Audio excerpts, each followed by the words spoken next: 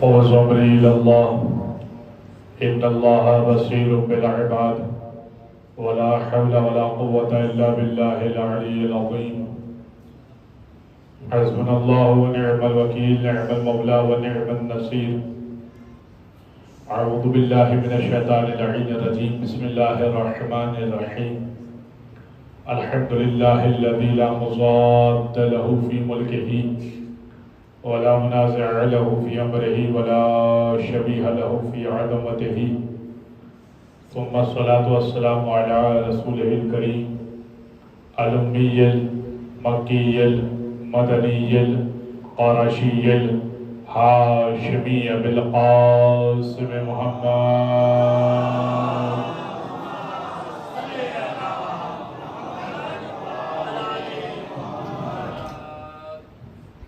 وعلى أهل بيته الطيبين الطاهرين واللعنة الدائمة على أعدائهم أجمعين من يوم ظلمهم وعداوتهم إلى قيام يوم الدين أما بعد فقد قال الله سبحانه وتعالى في محكم كتاب المبين بسم الله الرحمن الرحيم ويقول الذين كفروا لست مرسلا قل كفى بالله شهيدا بيني وبينكم ومن عنده علم الكتاب وقال تبارك في كتاب مبين أيضا بسم الله الرحمن الرحيم خذ العفو وأمر بالمعروف وأعرض عن الجاهلين وإنك لعلى خلق عظيم صلوات على محمد وعلى محمد صل على محمد عزیزان گرامی پروردگار متعال کا شکر ہے کہ اس نے ہمیں فرش عزا پر آنے کی توفیق عطا کی اور یہ نعمت اگر جس کے پاس نہیں ہے اور پھر اگر کبھی توفیق اور تائید محمد و آل محمد سے حاصل ہو جاتی ہے تب اسے یہ اندازہ ہوتا ہے کہ یہ نعمت کیا نعمت تھی جو اتنے سالوں سے ہم سے دور تھے اور ہم اس سے محروم تھے۔ یہ 10 دن کی یونیورسٹی ہے، ایک 10 دن کا اسکول ہے جو اہل بیت اطہار نے ہمیں دیا ہے،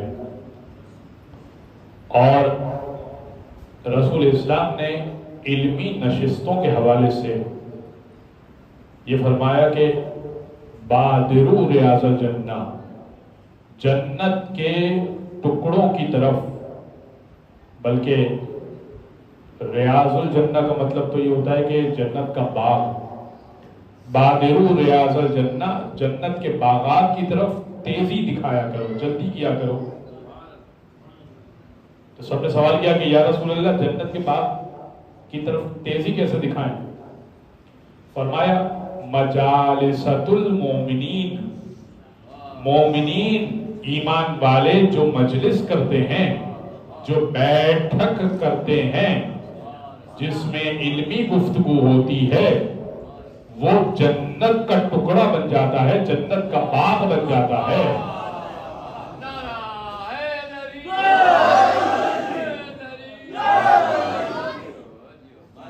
لہذا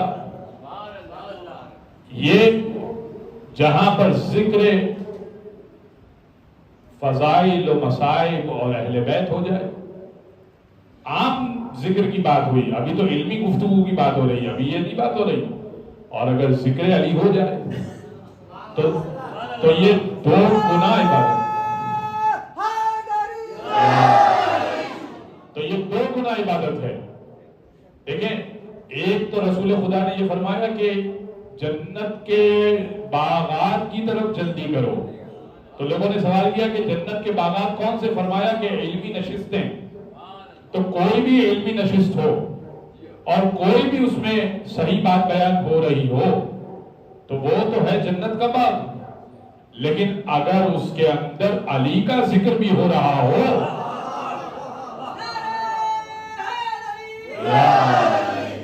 تو یہ ٹکڑا ثواب ہو جائے گا۔ کیوں؟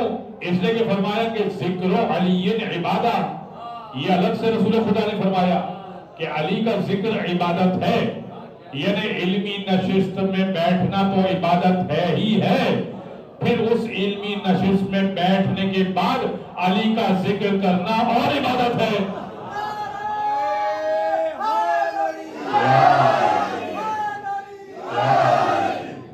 توجہ ہے حضرت گرامی. اسی لیے ابن عباس یہ کہتے ہیں کہ جب ہم 4-5 دوست احباب بیٹھا کرتے تھے آپ لوگ بھی کبھی کسی جگہ پہ بیٹھتے ہیں تو 4-5 دوست احباب کبھی چائے پہ بیٹھ جاتے ہیں, کبھی کھانے کے میز پر بیٹھ جاتے ہیں, ویسے ہی ڈسکشن بات کرنے کے لیے بیٹھ جاتے ہیں. تو ابن عباس کے دور میں بھی دوست احباب بیٹھا کرتے تھے تو معلوم تو نہیں ہوتا تھا کہ یہ جو بیٹھا ہے یہ علی سے محبت کرتا ہے یا علی سے محبت نہیں کرتا. تو عبداللہ ابن عباس کہتے ہیں کہ ہم باتوں, اب کوئی نیا شخص ہماری گیدرنگ میں آ جاتا تھا, جب کوئی نیا شخص ہمیں جوائن کر لیتا تھا تو ہم باتوں کو گھما کر علی کی طرف موڑ دیا کرتے تھے. یا تو بیٹھا کرتا تھا اور کہتا تھا کہ کیا کہنے سبحان اللہ, اور یا تو کوئی کام گھر کا یاد آ جاتا تھا اور اٹھ کے چلا جایا کرتا تھا. اس لیے کہ رسول کی حدیث تھی کہ دیکھو مومن کے سوا کوئی علی سے محبت نہیں کر سکتا اور منافق کے سوا علی سے کوئی بغض نہیں رکھ سکتا.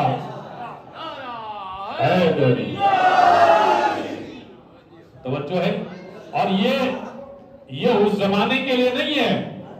اچھا کمال تو یہ ہے کہ کل بھی میں نے ایک حدیث پڑھی تھی تو آج بھی میں آپ کی خدمت میں پڑھ رہا ہوں کہ جو ذکر و علی عبادہ یا منافق کی پہچان جو ہے علی کا ذکر ہے, تو رسول نے اگر یہ فرما دیا کہ مثال کے طور پر آج ایک اور حدیث کے اوپر گفتگو کر لیتا ہوں, الحسن والحسین سیدی شباب اہل الجنہ, حسن اور حسین جنت کے جوانوں کے سردار ہیں. متواتر حدیث, یہ بھی یہ کل میں نے عرض کیا تھا متواتر کیا ہوتا ہے.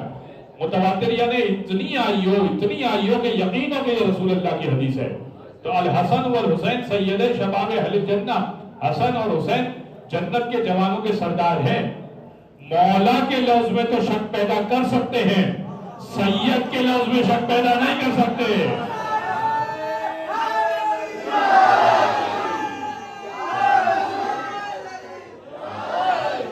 سید کے لفظ میں کیا شک پیدا کریں گے کہ سید کا معنی یہ نہیں ہوتا اور یہ نہیں ہوتا. مولا کا مطلب تو آپ نے چینج کر دیا, دوست بنا دیا. یہ آپ کی کم علمی ہے اور آپ کا کم ظرف ہے کہ آپ رسول کو دوست سمجھتے تھے تو آپ نے علی کو بھی دوست بنا دیا. لیکن سید میں کیا لفظ کا ہیر پھیر کریں گے یا کیا ترجمہ کریں گے؟ تو سید کا ترجمہ تو یہی ہے کہ سردار, آقا, مولا.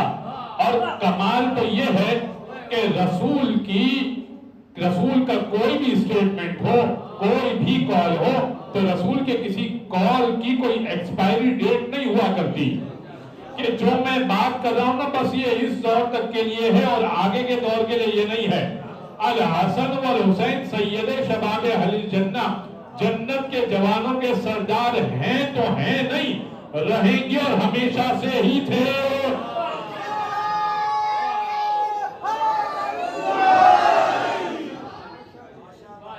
اور یہی کہ ذکر و علی عبادہ, علی کا ذکر کرنا عبادت ہے. تو علی کا ذکر کرنا اس دور میں عبادت نہیں تھی, اب اس دور میں بھی عبادت ہے.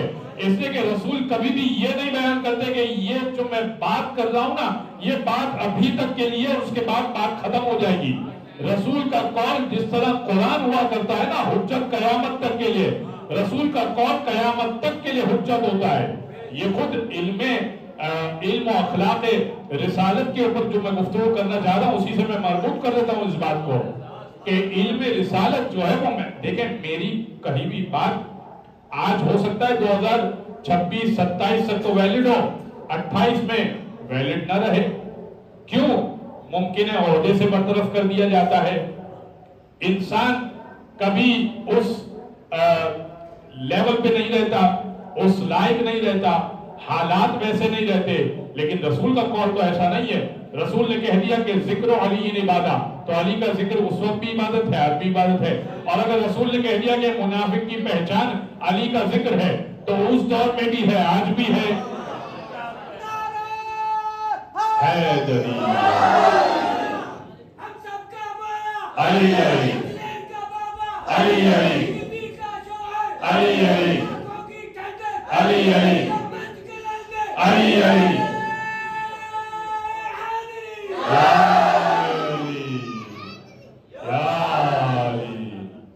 واہ سبحان اللہ. ہم سب کا مولا علی ہے، ہم سب کا مولا، ہم سب کا مولا، سلمان کا مولا، میسم کا مولا، بوزر کا مولا، کمبر کا مولا، حضرت ابو بکر کا مولا، عمر کا مولا، عثمان کا مولا.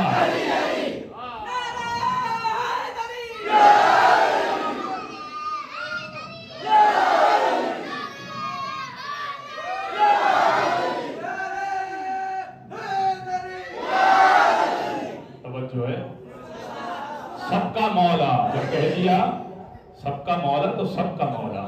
جب رسول نے کہہ دیا سب کا مولا تو پھر سب کا مولا. اب آپ دوست مانے، آقا مانے، یہ آپ کا ظرف ہے.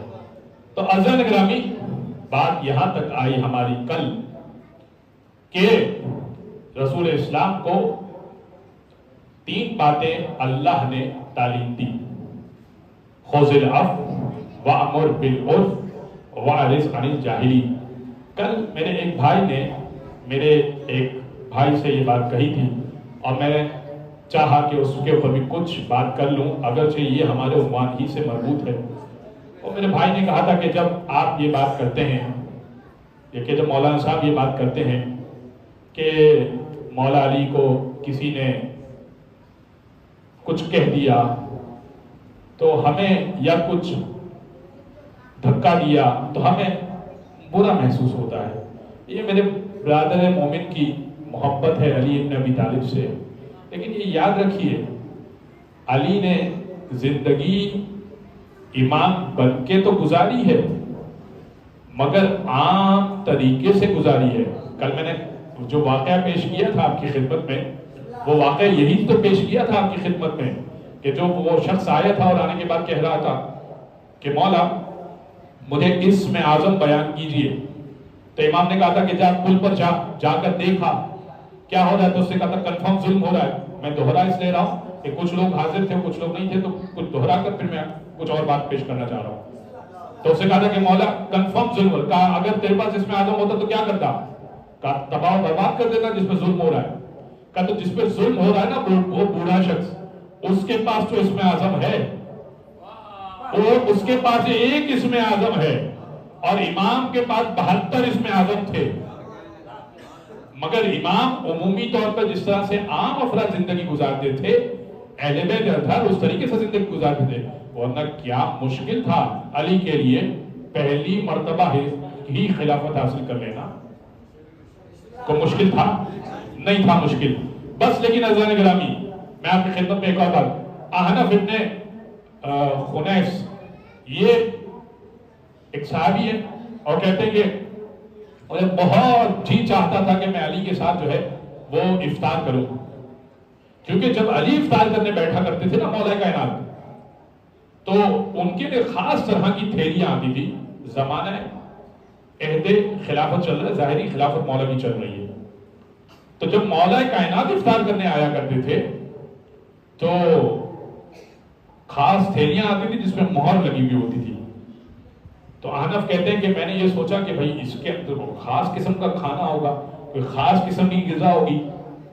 تو بہت ضد کی. اچھا میں یہ واقعے سے پہلے آپ کو ڈسکلیمر دے دوں، کر نہیں سکیں گے ہم یہ کام، ہم کر نہیں سکیں گے، لیکن سنا رہا ہوں میں اپنے اس بھائی کی بات کو رکھتے ہوئے کہ جس بھائی نے میرے سے یہ کہا تھا کہ نہ پڑھا کریں. تو میں کیوں پڑھنا چاہتا ہوں؟ اس لیے کہ علی کا ایک طرز زندگی یہ ہے جو ہمارے لیے ہے. تو سنیے گا. تو احنف بیٹھے، جیسے ہی افطار کا وقت ہوا تو وہ تھیلیاں آ گئی. جیسے وہ تھیلیاں آ گئی جس میں مہر لگی ہوئی تھی، احنف اس انتظار میں تھے کہ ابھی امام مہر توڑیں گے تو اندر سے بڑا لذیذ قسم کا کوئی کھانا نکلے گا، ایسا کھانا ہوگا جو اور افطار میں کسی اور کے پاس نہیں ہوگا، نمازی کے پاس. علی نے مہر کو توڑا اور اندر سے ایک جو کی سوکھی روٹی نکلی. جو کی ایسی سوکھی روٹی تھی کہ امام نے گھٹنے سے توڑی اور پھر امام نے اس کو چبا کے کھایا افطار میں.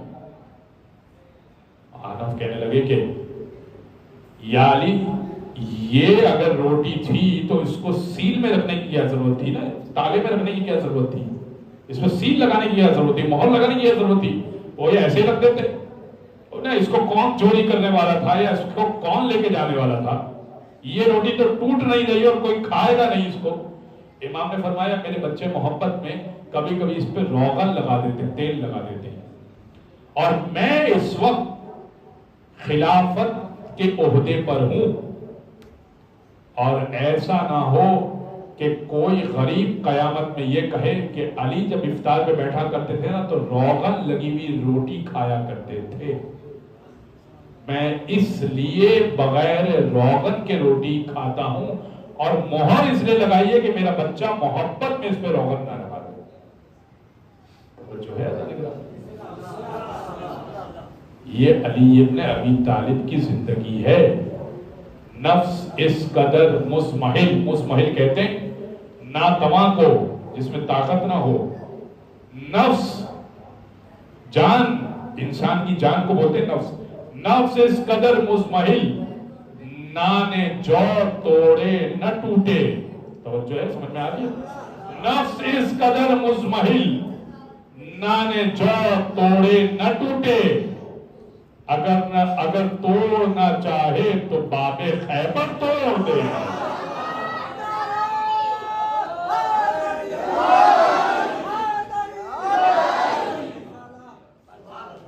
ایک کیفیت علی کی تو یہ ہے کہ جو کی روٹی نہیں ٹوٹ رہی, اور ایک کیفیت علی کی یہ ہے کہ باب خیبر توڑ دیا.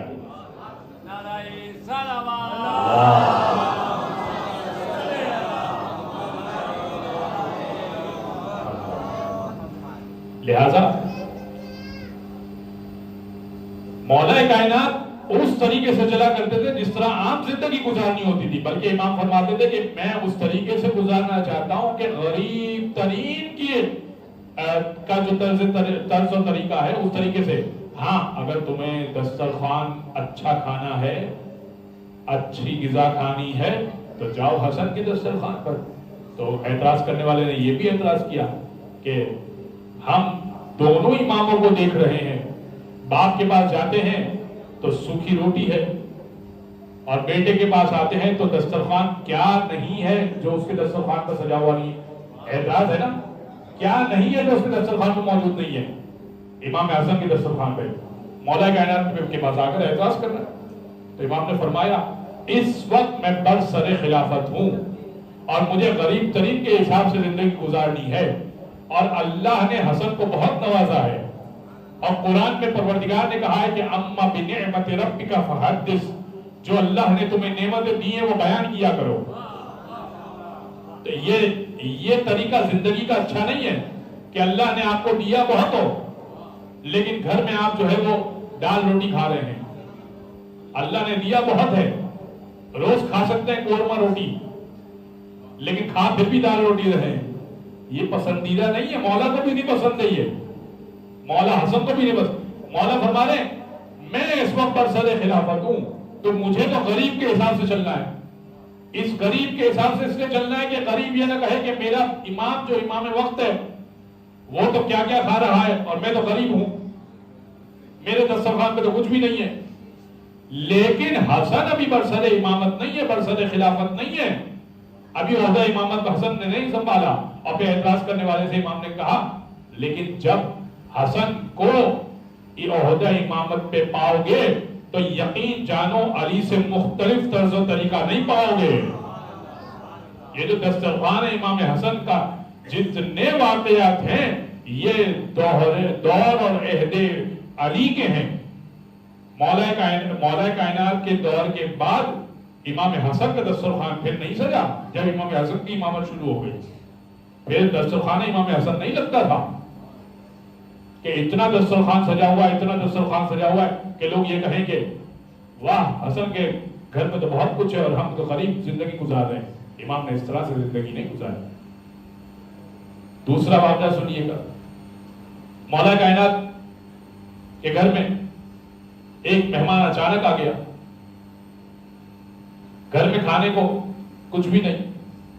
امام نے سیدہ سے پوچھا، کہا کہ اب اخلاق اہل بیت جو ہمارا موضوع ہے اس کو سنیے گا، اور میں کچھ باتیں پیش کرنا چاہ رہا ہوں۔ 3 باتیں رسول اللہ سے کہی، پروردگار نے کیا کہی؟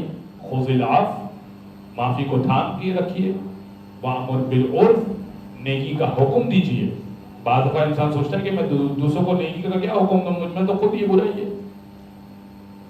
یہ بات غلط ہے، اس لیے کہ آپ بار بار جب کسی کو دوسروں کو نیکی کا حکم دیں گے تو انسان کو خود یہ ہوگا کہ پہلے اپنے اندر پیدا کر لوں یہ ذات، یہ بات اپنے اندر پیدا کر لوں، یہ صفت اپنے اندر پیدا کر لوں۔ ظاہر سی بات ہے کہ میں آپ کو روزانہ کی بنیاد پر نماز شب کی تلقین کرتا رہوں اور نماز فجر نہ پڑھتا رہوں تو ایک دن تو مجھے احساس ہو ہی جائے گا کہ پہلے فجر خود تو پڑھ لو، باقی بعد میں جو ہے نا شب نماز کی تلقین کر دینا۔ تو تلقین کرنا برا نہیں ہے، دوسروں کو بتانا برا نہیں ہے، بلکہ اچھا ہے، اس سے خود کی بھی اصلاح ہوتی ہے۔ دوسروں کو کہہ دینا کہ مجلس میں جاؤ گے، جاؤ، تو وہ سامنے سے پلٹ کر کہہ دے تم تو مجلس کے باہر کھڑے رہتے ہو، تو ایک دن آئے گا میں بھی اندر آ جاؤں گا، تو ساتھ کو چل میرے۔ تو آپ 4 دوستوں کو جب ساتھ لے کر آئیں گے تو پھر خود بھی بیٹھ جائیں گے اندر۔ تو تلقین کرنے کا بہت دفعہ فائدہ ہوتا ہے۔ 4 دوستوں کو اگر نیکی کی بات کہیں گے اور پلٹ کے وہ کچھ کہے گا تو اس کو برا محسوس نہ کیجیے، احساس ہوگا کسی دن۔ وامر بالعرف، نیکی کا حکم دیجیے، واعظ عن الجاہلین، جاہلوں سے مت الجھیے، گریز کیجیے۔ تو اس کے اوپر کچھ گفتگو کر کے جب تینوں باتوں پر عمل کر لیا رسول اسلام نے تو فرمایا، میں مہمان والے واقعے کو کمپلیٹ کرتا ہوں، اس بات کو پہلے سن لیجیے۔ تینوں باتوں پر رسول اللہ نے مکمل عمل کر لیا تو آیت نازل ہوئی سورہ قلم کی، وَإِنَّكَ لَعَلَىٰ خُلُقٍ عَظِيمٍ، حبیب آپ اخلاق کے بہترین درجے پر فائز ہیں، عظیم درجے پر فائز ہیں۔ مولا سے کسی نے سوال کیا کہ رسول اللہ کے اخلاق تو گنوا دو، رسول کے اخلاق گنوا دو۔ اب رسول کے اخلاق کیسے گنوائے؟ انک لعلی خلق عظیم، آپ بہترین اخلاق پر فائز ہیں۔ تو امام نے کہا کہ تو اللہ کی نعمتیں گنوا دے، اللہ کی نعمتیں گنوا دے۔ اللہ نے کتنی نعمتیں دی ہیں، سر سے لے کے پیر تک، صرف اپنے جسم میں، ہم اپنے جسم میں اللہ کی نعمتیں گننا شروع کریں تو نہ ختم ہونے والی نعمتیں ہیں۔ یعنی امام صلی اللہ علیہ وسلم کا کہنا یہ ہے کہ سانس کا آنا ایک نعمت اور اس کا نکل جانا ایک اور نعمت۔ بھائی سانس اگر نہ آئے تو مشکل ہے، اور سانس اگر نہ نکلے تو مشکل ہے۔ تو اللہ کی ایک سانس پہ 2 شکر بنتے ہیں، اور اس شکر کا تقاضا یہ ہے کہ پھر ایک شکر کیا جائے۔ کیوں؟ کیونکہ اے پروردگار تیرا شکر ہے کہ تو نے مجھے شکر کرنے کی توفیق عطا کی۔ بہت سارے تو ایسے ہیں جو شکر بھی نہیں کرتے، اور پھر اس شکر کے شکر کا شکر بجا لائیے، یعنی اے پروردگار تیرا شکر ہے کہ تو نے مجھے شکر کا شکر کرنے کی توفیق عطا کی۔ تو اب اگلی سانس بھی آ گئی، اس کے بعد تیسری سانس بھی آ گئی، تو چوتھی سانس بھی آ گئی۔ تو امام کہنے لگے تو جب تک تم شکر کا شکر اور اس کا بھی شکر ادا کرو گے تب تک کتنی سانسیں لے چکے ہوگے۔ نعمتیں اللہ کی کیسے گن سکتا ہے کوئی؟ اللہ کہہ رہا ہے ان تعدوا نعمت اللہ لا تحصوها، اگر تو اللہ کی نعمتیں شمار کرنا چاہ تو تو شمار نہیں کر سکتا۔ تو اس نے کہا کہ اللہ کے رسول کے اخلاق گنوا دیجئے مجھے۔ امام نے کہا کہ تو مجھے اللہ کی نعمتیں گنوا دے۔ اس نے کہا میں تو نہیں گنوا سکتا۔ امام نے کہا کمال نہیں ہے جن نعمتوں کے لیے اللہ یہ کہہ رہا ہے کل متاع الدنیا قلیل، یہ جو دنیا کی چیزیں ہیں نا یہ قلیل ہیں، کم ہیں، اتنی نعمتیں ہیں، اس کے لیے اللہ کہہ رہا ہے قلیل ہیں، کم ہیں۔ جو کم ہے وہ تو گنوا نہیں سکتا، جو قلیل ہے وہ تو گنوا نہیں سکتا، جو عظیم ہو وہ میں کیسے گنواؤں گا؟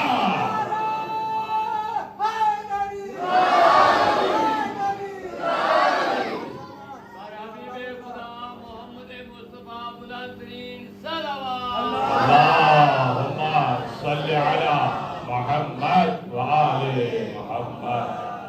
تو مولا کائنات کے گھر میں مہمان آیا، اچانک مہمان آ گیا، سیدہ سے سوال کیا، سیدہ سے پوچھا کہ مہمان کے لیے کچھ ہے؟ کہ یا علی اتنا ہے کہ بس ایک فرد کا ہو جائے۔ تو مولا کائنات نے کہا کہ چلو آپ مجھے دے دیجئے، میں مہمان کے آگے رکھ دیتا ہوں۔ خود بھی تو ساتھ دینا ہوتا ہے نا مہمان کا۔ اچھا مولا نے کیا کیا؟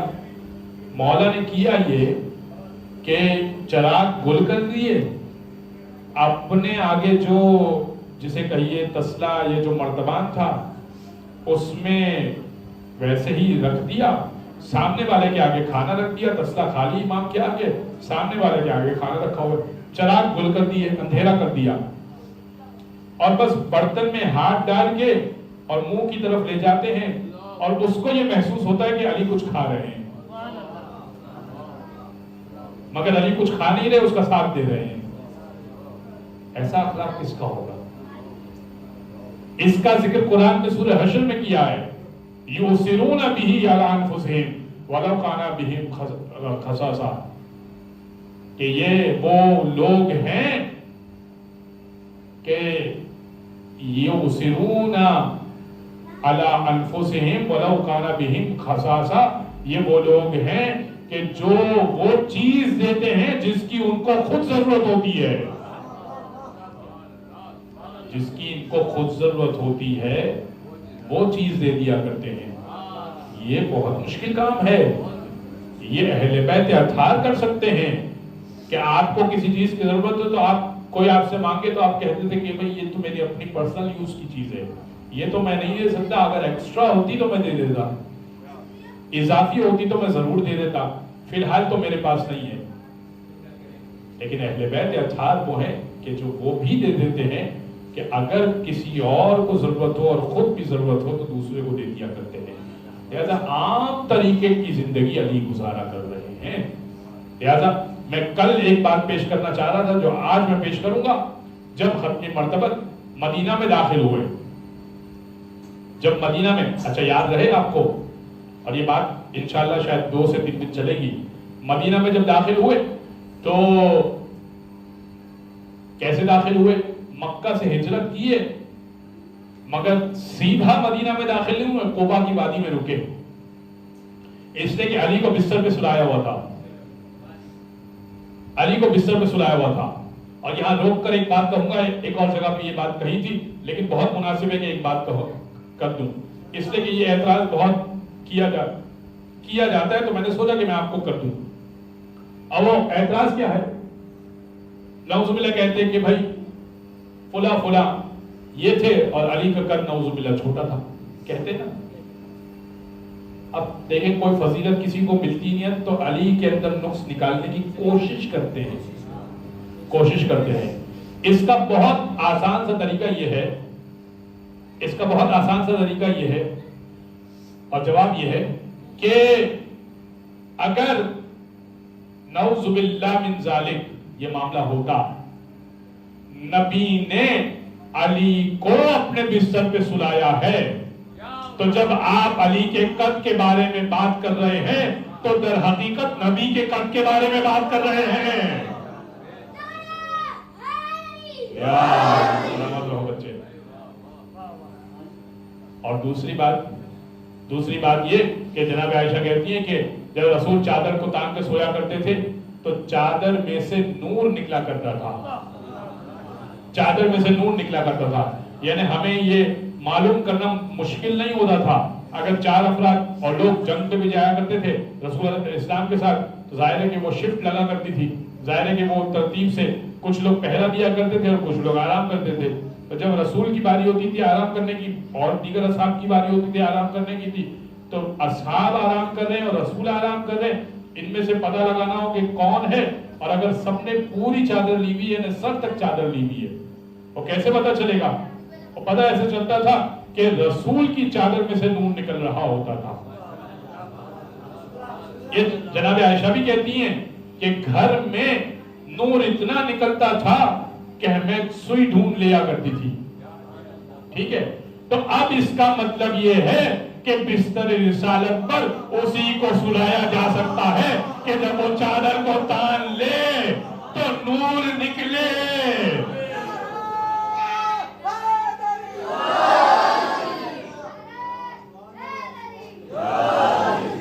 چادر کو تانے تو نور تو نکلے, اسی کو تو سلایا جا سکتا ہے. تو نہ نعوذ باللہ علی کے قد کا مسئلہ ہے نہ کسی اور, بلکہ انہوں نے تو چادر الٹ کے دیکھا, اچھا یہ نبی نہیں ہے, یہ محمد نہیں ہے.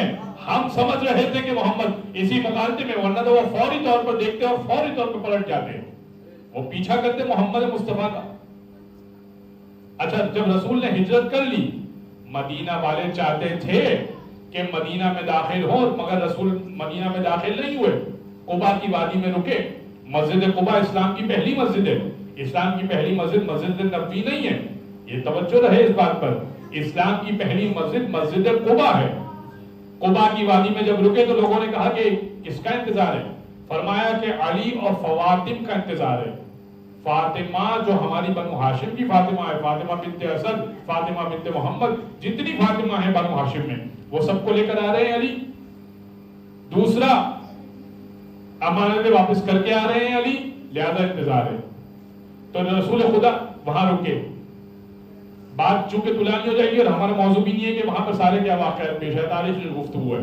اس کے بعد جب مولا کائنات کے ساتھ مدینہ میں داخل ہوئے تو مدینہ میں یہودی تھا عبداللہ بن سلام, اپنے کھیتوں میں کام کر رہا تھا. پہلی مرتبہ اس نے رسول خدا کو دیکھا, پہلی مرتبہ. عبداللہ ابن سلام نے یہودی تھا, تو اس نے کہا اللہ اکبر. تو اس کی بہن نے فوراً ٹوکا کہ تم مسلمانوں کا کلمہ کیوں پڑھ رہا ہے, مسلمانوں کی بات کیوں کر رہا ہے, اللہ اکبر کیوں کہہ رہا ہے, اللہ بہت بڑا ہے. کیا تو نے موسیٰ کو دیکھ لیا ہے, کیا تو نے موسیٰ کو دیکھ لیا ہے؟ تو اس نے کہا موسیٰ نہیں, موسیٰ سے بڑھ کر کسی کو دیکھا ہے. اب سمجھ میں آیا کیوں رسول نے کہا تھا یا علی انت بمنزلت ہارون من موسیٰ, اے علی تیری مثال اور میری مثال ہارون اور موسیٰ کی سی ہے, تو ہارون ہے میں موسیٰ ہوں.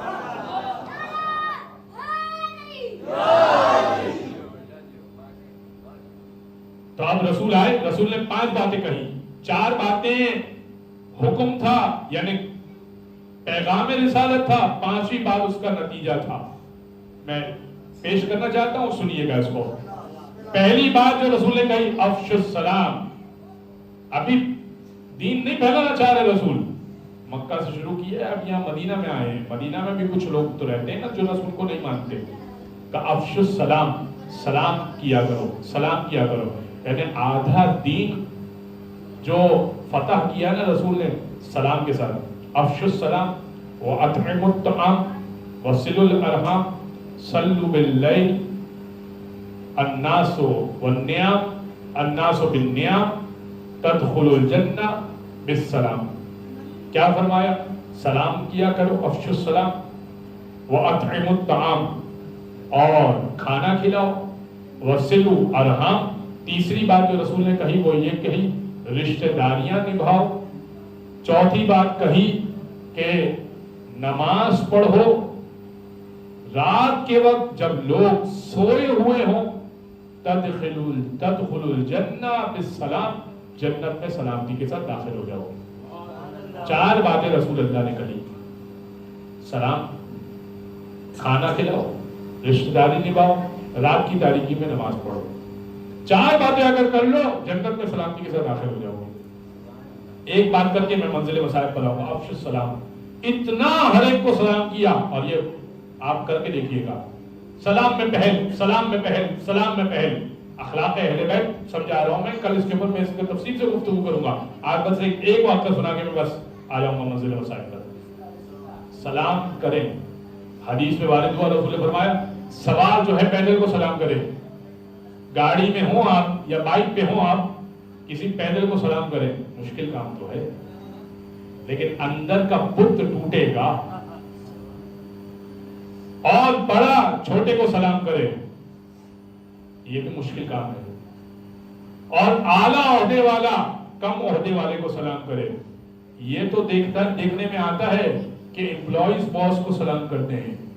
یہ بڑا مشکل ہے کہ باس امپلائیز کو سلام کرے, اعلیٰ عہدے والا کم عہدے والے کو سلام کرے. رسول نے کیا بھی ہے. اعلیٰ ترین سب سے بہتر شخص جو اس کائنات میں ہے اس سے سب کو سلام. السلام علیکم, السلام علیکم, السلام علیکم, ہر ایک کو سلام. تم پہ سلام کیوں, تم پہ سلام. کیا جاتا کیا ہے, آتا کیا ہے بتاؤ. دیکھیں جاتا تو کچھ نہیں ہے, آتا کیا ہے بتاؤ. فرمایا سلام میں اللہ نے 70 نیکیاں رکھی ہیں, 69 کرنے والے کو ہے, ایک جواب دینے والے کو ہے. پھر فرمایا 69 سلام کرنے والے کو اس لیے ہے کہ سلام کرنا واجب نہیں تھا, مستحب تھا, تو اس کو 69 نیکیاں مل گئی. اور ایک دینے والے کو اس لیے کہ وہ تو دینے پہ مجبور تھا. وعلیکم السلام. تو آتا تو یہ ہے کہ 69 نیکیاں آتی ہیں, ٹوٹل کل 70 نیکیاں ہیں. سلام. ایک مرتبہ بس طائف میں گئے رسول خدا, سب لوگ ڈرے ہوئے ہیں رسول سے, سب لوگ ڈرے ہوئے ہیں کیونکہ مشہور کیا ہوا تھا کاہن ہے, جادوگر ہے, جب بولتا ہے تو لوگ اس کی باتوں میں آ جاتے ہیں. رسول ایک جگہ پہ بیٹھے ہوئے تھے تو ایک غلام ڈرتے ڈرتے آیا. اچھا ایک نے کہا کہ ان کو صرف پانی پلا دو, ہے اچھا آدمی لیکن ہے جادوگر, جادو کر دے گا تم پر, تم اس کا کلمہ پڑھ لو گے. اب وہ بیچارہ غلام ڈرتے ڈرتے آیا اور آنے کے بعد اس نے وہ پانی دیا تو رسول نے کہا السلام علیکم. اس دور میں غلاموں کو کوئی سلام ہی نہیں کرتا تھا, تو حیران ہکا بکا. اس نے کہا کہ اتنا بڑا کوئی جادوگر یا کوئی بھی شخص ہے, یہ مجھے سلام کر رہا ہے. تو وہ تو بہت خوش ہو گیا. اس نے کہا کہ وعلیکم السلام بھائی, آپ کا بھی سلامتی ہو. رسول نے پانی پینے کے بعد کہا کہ کہاں سے ہیں آپ؟ اور اس نے کہا کہ میں یونان سے ہوں.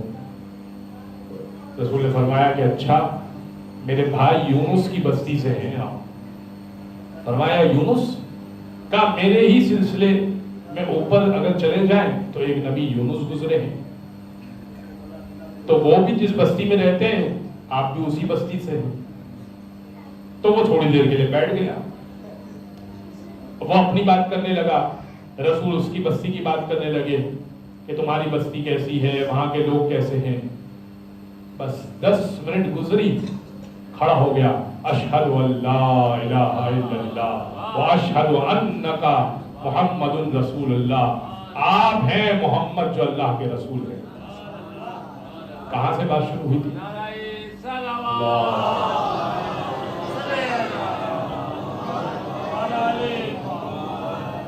بات شروع ہوئی تھی سلام سے. سلام سے بندہ جو ہے وہ فتح ہو گیا.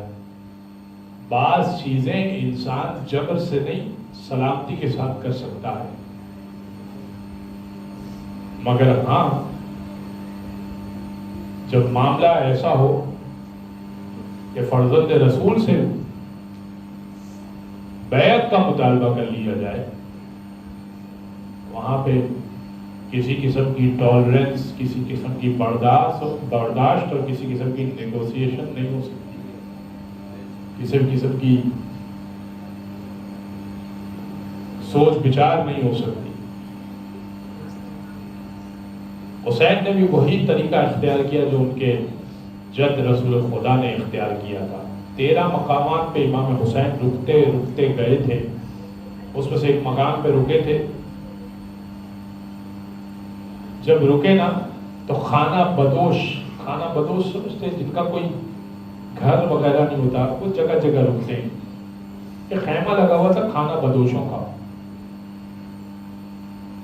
تو امام نے پوچھا کہ معلوم کرو کہ یہ کس کا خیمہ ہے. حضرت عباس سے کہا کہ یہ خانہ بدوش ہیں اور یہ عیسائی ہیں. بس یہ ایک مختصر سی فیملی ہے, پانی کی تلاش میں جگہ جگہ رک رہی ہے, یہاں پانی ملے تو ملے. اور ان کے گھر میں ابھی شادی ہوئی ہے 2-3 دن پہلے. تو ایک ماں ہے, ایک بیٹا ہے, اور ماں کے ساتھ بیٹے کی بہو ہی, یعنی ساتھ 3 افراد ہیں یہ. وہ خانہ بدوش ہے. تو مولا نے امام حسین نے پوچھا کہ تو بیٹا موجود ہے کیا اس عیسائی فیملی کا؟ کہا کہ بیٹا تو موجود نہیں ہے، بیٹا پانی کی تلاش میں کہیں گیا ہوا ہے کیونکہ اس جگہ پہ پانی نہیں ہے. اچھا، امام حسین کے پاس پانی کا ذخیرہ بہت تھا، مدینہ سے لے کے چلے تھے، مکہ سے بھی لے کے چلے تھے. مکہ سے مولا کا راستہ کوفہ کی جانب تھے. امام اس خیمے کی طرف گئے، سلام کیا اس خاتون کو اور اس سے کہا کہ تمہارا بیٹا کہاں ہے؟ اس نے کہا کہ میرا بیٹا پانی کی تلاش میں صبح سے گیا ہوا ہے اور اب جو وقت ہو رہا ہے تو بس رات ہونے والی ہے، پتہ نہیں کب پانی آئے گا اور کب وہ پانی لے کر آئے. ہم بہت پیاسے بھی بیٹھے ہیں، نئی شادی بھی ہوئی ہے اس کی اور ہم خانہ بدوش ہیں، اگر یہاں پانی نہ ملا پھر ہم آگے بڑھ جائیں گے. امام نے کہا کہ ٹھیک ہے، تم کس کی ماننے والی ہو؟ کہا میں حضرت عیسیٰ کی ماننے والی ہوں. امام نے ٹھوکر ماری وہیں خیمے کے پاس پیر سے، تو پانی ابلنے لگا. وہ دیکھ کے حیران رہ گئی کہ میرے خیمے کے باہر پانی موجود ہے، یہ کون شخص ہے کرامت والا؟ امام نے کہا کہ تم جس کی ماننے والی ہو اسی کی نسل سے ایک محمد بھی آئے ہیں اور میں اس کا نواسا ہوں. کہا آپ اس کے نواسے ہیں اور آپ اپنی فیملی کو، اپنے خانوادے کو لے کر در بدر ہماری طرف خانہ بدوش؟ ہمارے پاس تو گھر نہیں ہے. آپ کے پاس کیا گھر نہیں ہے؟ امام نے کہا گھر تو ہے مگر گھر سے نکال دیا گیا ہے، وہ کہاں جائے؟ تمہارا بیٹا آئے نا تو تم اپنے بیٹے کو بتانا میرا خیمہ سامنے لگا ہوا ہے. بیٹے کا نام تھا وہب کلبی.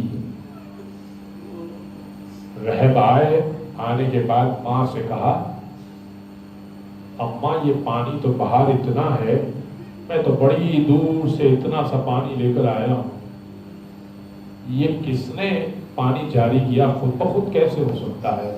ماں نے سارا احوال بتایا کہ وہ جو سامنے ہے نا وہ محمد مصطفیٰ کا نواسا ہے، وہ بھی ہماری طرح خانہ بدوش ہو گیا ہے.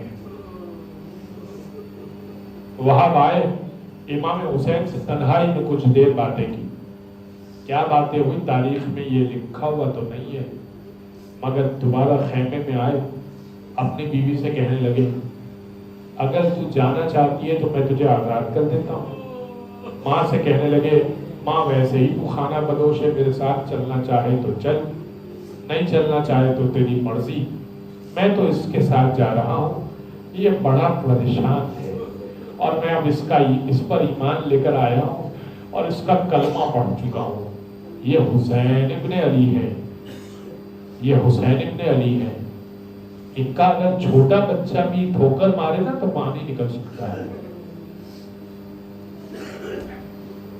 ماں نے کہا تو بیٹا مجھے اکیلا کیوں چھوڑ رہا ہے؟ مجھے بھی تو بتا رسول کون تھے، آخری رسول کون تھے؟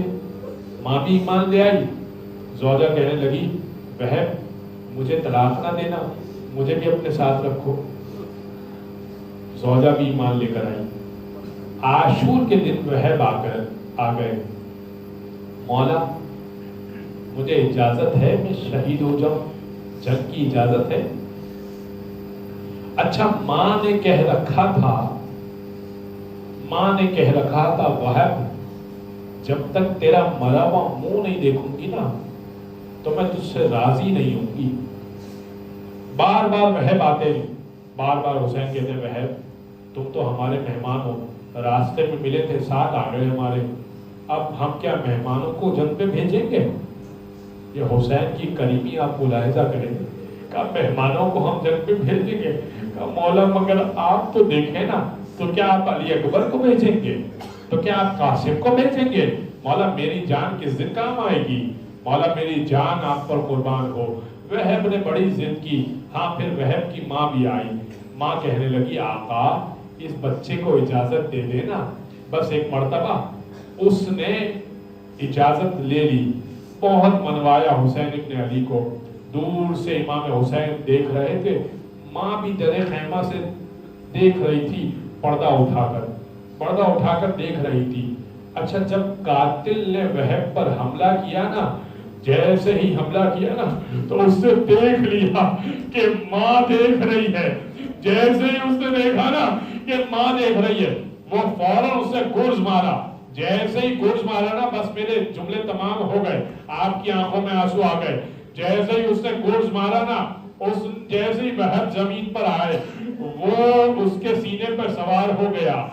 ماں دور سے دیکھ رہی ہے، اس نے سر تن سے جدا کیا اور اچھال کے خیمے کی طرف وہب کا سر خیمے کی طرف پھینکا۔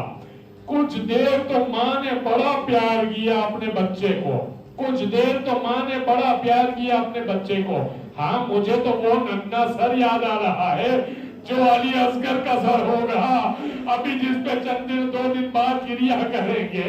ہاں مگر اب وہب کی ماں نے وہب کے سر کو پیار کیا۔ جیسے ہی پیار کیا نا، اچانک خیال آیا، اٹھایا، بالوں سے پکڑا اور پھینک دیا۔ تو امام حسین نے کہا، اے عورت، اے میری خادمہ، یہ تو کیا کر رہی ہے؟ تو ماں ہے وہب کی۔ وہ کہنے لگی، اے حسین، جو ہم صدقہ کر دیتے ہیں وہ دوبارہ نہیں رہا کرتے، میرا وہب آپ پہ قربان کر دیا۔ الا ولعنۃ اللہ علی القوم الظالمین، سيعلم الذين ظلموا أي منقلب ينقلبون۔ ماتم حسین۔